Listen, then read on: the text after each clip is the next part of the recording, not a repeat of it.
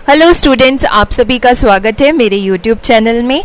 आज हम पढ़ने वाले हैं ये प्रॉब्लम जो कि रोज थ्योरम मैंने इसके पहले वीडियो में आपको बताया है। कॉम्प्लेक्स एनालिसिस का ये टॉपिक है, इसी का एप्लीकेशन है ये प्रॉब्लम, जिसमें कहा गया है show that this polynomial z to the power 6 plus 6 z to the power 3 plus 10 has all its zeros in the domain.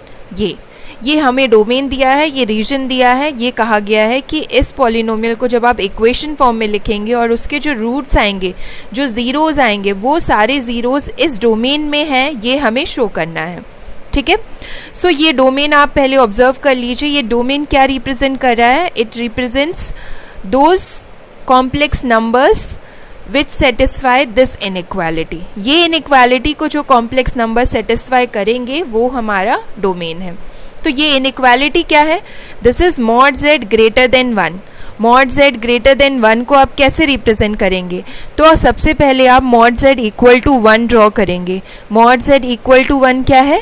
एक सर्कल है जिसका सेंटर ओरिजिन है और रेडियस 1 है। तो ये इनर सर्कल मैंने ड्रॉ कर दिया। अब यहाँ लिखा है मॉड z ग्रेटर देन 1, इसका मतलब कि आउटर पार्ट आएगा इस सर्कल का आउटर पार्ट उसमें इंक्लूड होगा। फिर बोला है मॉड z लेस देन 2, तो सबसे पहले हम mod z equal to 2 draw कर लेंगे ये सर्कल, ठीक है, सेंटर ओरिजिन मान के और रेडियस 2 लेकर। तो ये आउटर सर्कल। अब इसमें कौन सा रीजन इंक्लूड करना है? लेस देन 2 वाला। लेस देन 2 मतलब इनर पार्ट। तो ये दोनों में कॉमन कौन सा पार्ट होगा? वो हमारा डोमेन हो जाएगा। तो कॉमन पार्ट ये आ रहा है, ठीक है। So this is the domain of our problem. ये डोमेन है, ठीक है। हमें यही शो करना है कि इस डोमेन के अंदर इसके सारे जीरोस हैं। डोमेन ड्रॉ करेंगे। ये है फिगर जिसमें आप देख रहे होंगे यहाँ पर 2 सर्कल्स हैं जो कि कॉन्सेंट्रिक सर्कल्स हैं, क्योंकि दोनों का सेंटर ओरिजिन है z is equals to 0 and radius circle C1 जो हमने लिया है उसका 2 है और C2 का 1 है। और ये जो डोमेन का रीजन रिप्रेजेंट कर रहा है, डोमेन हमारा सिर्फ ये है शेडेड पोर्शन, जो दोनों सर्कल्स के बीच में एरिया है वो। ना C2 इंक्लूडेड है ना C1 इंक्लूडेड है, क्योंकि यहाँ पर क्लियर आप देख सकते हैं मॉड z ग्रेटर देन 1 है, इक्वल के साइन नहीं है। इसी तरह से यहाँ पे भी इक्वल नहीं है, इसलिए बाउंड्री इंक्लूडेड नहीं है। ओनली इन दोनों सर्कल्स के बीच का पोर्शन ही हमारा डोमेन है। तो चलिए स्टार्ट करते हैं। ये जो हमें इक्वेशन दी है, कहीं पॉलिनोमियल दिया है, इसको हम इसके जितने भी ज़ीरोज़ होंगे वो इस डोमेन में होंगे, ये हमें शो करना है। तो हम यहाँ यूज़ करेंगे रोज थ्योरम। रोज थ्योरम आप एक बार देख लीजिए, अगर आपने अभी तक नहीं पढ़ा है उसका लिंक है डिस्क्रिप्शन में, जिसमें कहा गया है कि f और g 2 फंक्शन लिए गए। f और g दोनों फंक्शन एनालिटिक होते हैं। रीजन में जो भी आप सिंपल क्लोज्ड कर्व लेते हैं उसमें उसकी बाउंड्री पर, उसके इनसाइड, दोनों जगह पर हमारा दोनों फंक्शंस एनालिटिक होते हैं। और सेकेंड कंडीशन ये होती है कि मॉडुलस वैल्यू ऑफ जी की जो मॉडुलस वैल्यू है वो f की मॉडुलस वैल्यू से छोटी होती है, ठीक है। Modulus value of gz is less than modulus value of fz for all z belongs to, z जो आपको लेना है वो कहाँ से लेना है? ऑन C, जो भी आपने कंटूर लिया है उसके बाउंड्री से। अगर ये दोनों कंडीशन सेटिस्फाई हो जाती हैं तब रोज थ्योरम का स्टेटमेंट देता है कि जो f है उसके जितने नंबर ऑफ ज़ीरोज़ होंगे वही same number of zeros f plus g function के भी होंगे, f प्लस g, वो भी इनसाइड द डोमेन, ठीक है, इनसाइड C। तो आप एक बार देख लीजिए उसको, रिजल्ट को रोज थ्योरम का, क्योंकि हम उसी का यूज़ करेंगे इस प्रॉब्लम को सॉल्व करने के लिए। तो सबसे पहले हमें यहाँ पर जो पॉलिनोमियल दिया है इसमें हमें ये देखना पड़ेगा कि f1 क्या लेना है, f क्या लेना है और g क्या लेना है। तो यहाँ हम ले रहे हैं f z to the power 6 को और g ले रहे हैं 6z³ प्लस 10, इस तरह से। अब फिर हम मॉडुलस वैल्यू चेक करेंगे। देखिए ये फंक्शंस तो एवरीवेयर एनालिटिक हैं, ठीक है। इनको प्रॉब्लम नहीं है, ये इस डोमेन में भी एनालिटिक हो जाएंगे क्योंकि ये एवरीवेयर एनालिटिक है। इसके बाद क्योंकि पॉलिनोमियल फंक्शन है ये, ठीक है। इसके बाद हम मॉडुलस वैल्यू चेक करते हैं एफ़ की बाउंड्री पर। तो सबसे पहले हम बाउंड्री ले लेते हैं यहाँ पर C1। अगर C1 बाउंड्री पर चेक करें तो C1 बाउंड्री पर किसी भी Z की वैल्यू कितनी है, 2 है, क्योंकि 2 रेडियस है। तो यहाँ पर इसकी यहाँ पर जो पॉइंट होगा उसका 2 वैल्यू होगा, तो Z का वैल्यू 2 रख देंगे हम मैक्सिमम। तो ये देखिए मॉड Z की वैल्यू निकालनी थी, तो ये लेस देन इक्वल टू हो जाएगा mod Z to the power 6, और जब आप 2 वैल्यू रखेंगे 2 टू द पावर 6 हमें देगा 64। तो 64 वैल्यू आ रही है modulus of F on C1। इसी तरह से हम निकालेंगे मॉडुलस ऑफ G।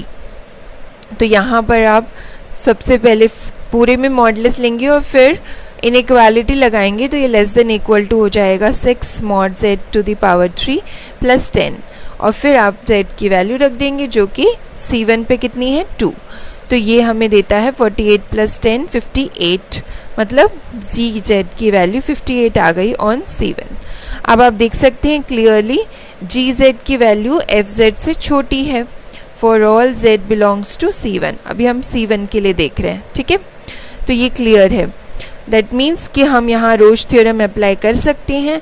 दोनों कंडीशन सेटिस्फाई हो गए, एक तो एनालिटिक और दूसरी ये।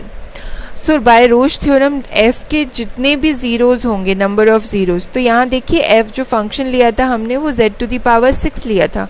इसके जब ज़ीरोज़ निकालेंगे तो Z to the power 6 equal to 0 लिखेंगे, तो Z इक्वल टू 0 आ जाएगा 6 टाइम्स।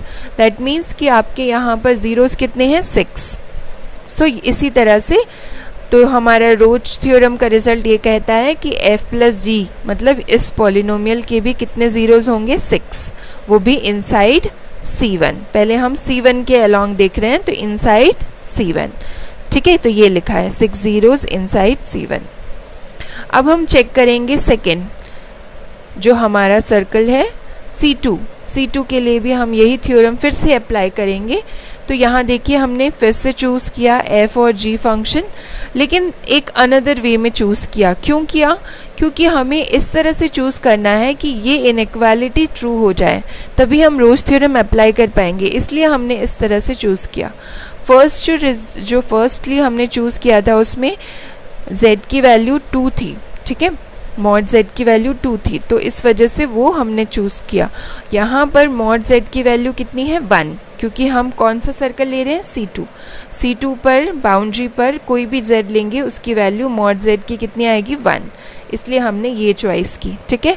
जो लास्ट टर्म थी पॉलिनोमियल की उसको F ले लिया और इन दोनों को G। फिर मॉडुलस निकाला तो ये तो 10 ही रहेगा क्योंकि ये सिंपल एक नंबर है, Z पे डिपेंड नहीं कर रहा है, तो यही रहेगा ऑन C2। और G की वैल्यू निकालेंगे तो ये mod Z to the power 6 plus 6 Z to the power 3 हो जाएगा। यहाँ पर हम मॉड Z की वैल्यू 1 रखेंगे क्योंकि ये C2 पे ले रहे हैं, C2 पर मॉड Z की वैल्यू 1 है, तो ये 7 आ जाएगा। तो इस तरह से आप देख सकते हैं GZ की वैल्यू मॉड ऑफ ZZ की वैल्यू लेस देन है FZ की, मॉड ऑफ FZ की, for all Z belongs to C। जो भी C2 पे वैल्यूज़ हैं, पॉइंट्स हैं, उनके लिए ये जस्टिफाई है। तो दोनों कंडीशन जस्टिफाई हो गई। पहली तो एनालिटिक, तो F और G एनालिटिक है एवरीवेयर, तो वो डोमेन में भी हो जाएंगे, C2 पे भी होंगे, C2 के बाउंड्री पर और इनसाइड। और सेकंड कंडीशन ये भी ट्रू हो गई। तो अब हम रोज थ्योरम लगाएंगे, तो F2 के जितने ज़ीरोज़ हैं, F2 के यहाँ देखिए नंबर ऑफ ज़ीरोज़ कितने हैं, 0, कोई भी ज़ीरो नहीं है क्योंकि यहाँ Z है ही नहीं। तो आप जब 10 इक्वल टू 0 लिखेंगे वही फॉल्स हो जाएगा, सो आप Z की वैल्यू निकाल ही नहीं सकते, इसलिए नंबर ऑफ ज़ीरोज़ कितने हैं, 0, ठीक है, इनसाइड C2। रोज थ्योरम इनसाइड की बात बताता है, ठीक है, इनसाइड कितने ज़ीरोज़ होंगे ये जस्टिफाई करता है। तो 0 है, तो F प्लस G के भी कितने हो जाएंगे, नंबर ऑफ ज़ीरोज़ 0 ही हो जाएंगे इनसाइड C2। तो आपने इसमें देखा था जब हमने C1 के लिए चेक किया रोज थ्योरम से, तो कितने आए थे, 6 ज़ीरोज़ आए थे इनसाइड C1, और C2 के अंदर कितने ज़ीरो आ रहे हैं, 0। इसका मतलब कि सारे ज़ीरोज़ कहाँ हैं, इस डोमेन में है, क्योंकि C2 के अंदर कोई ज़ीरो है ही नहीं, और C1 के अंदर मतलब C1 के अंदर तो कितने ज़ीरोज़ हैं, 6। 6 यहाँ हो सकते हैं, लेकिन C2 के अंदर एक भी ज़ीरो नहीं है, इसका मतलब सारे ज़ीरो कहाँ हैं, इस डोमेन में है। सो इस तरह से ये रिज़ल्ट प्रूफ होता है।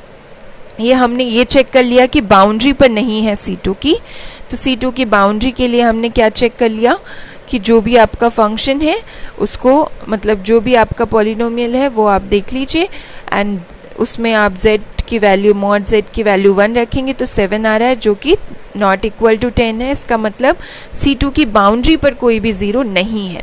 सो दैट मीन्स कि सारी ज़ीरोज़ कहाँ हैं, डोमेन में है, इस रीजन में है। ठीक है, सो इस तरह से ये रिजल्ट प्रूफ होता है कि इस पॉलिनोमियल के, गिवन पॉलिनोमियल के सारे ज़ीरोज़ इस डोमेन में हैं।